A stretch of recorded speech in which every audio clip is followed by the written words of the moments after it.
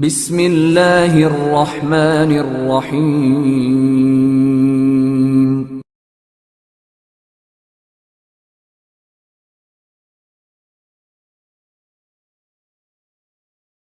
The Quran's message is one of hope.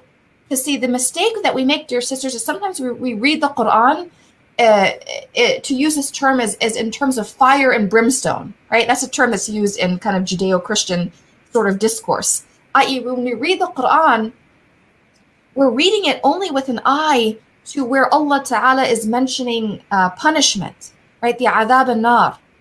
And in doing so, we make the mistake of not looking at it with that counterbalance of Allah Ta'ala's rahmah. And it is the mercy of Allah Ta'ala that's available in this world for the believer and the non-believer. And then, of course, it's the mercy of Allah Ta'ala that is specific to the believer in the akhirah. So part of the process, my dear sisters, is that we have to begin to reorient our emotions. And this can be difficult. And I understand this is why being patient with those who are bereaved is so important, because grief, it really clouds over the judgment.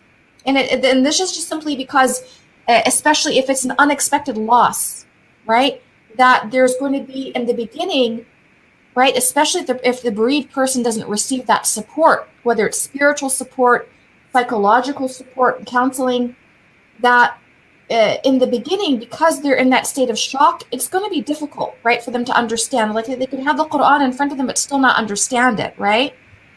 So we have to be patient with that person. And we have to tell them that, yes, Allah Ta'ala certainly does mention the punishment of the fire and the fate of the disbelievers in the akhirah.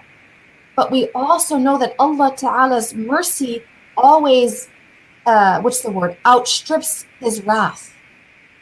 And so that when we read the Quran, now we should read the Quran with a view to where we can relocate those beautiful points of Allah Ta'ala's mercy. So if I take a point number one, which I really loved it, is that there is a rahmah in everything. And it is very hard to see. May Allah forgive me for saying this, but it is true.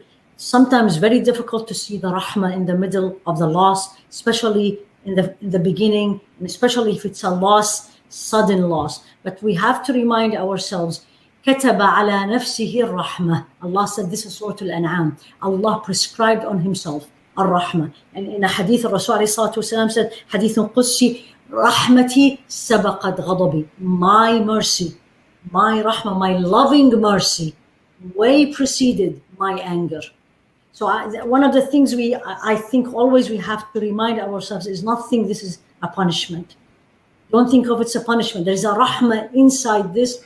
And I ask Allah, when I don't see it because I'm clouded by the loss, I need to keep asking Allah, show me. I know it is there. I'm just not seeing it. It's very nice.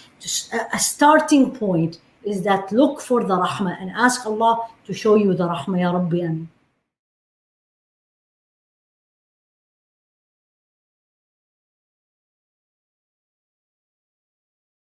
بسم الله الرحمن الرحيم.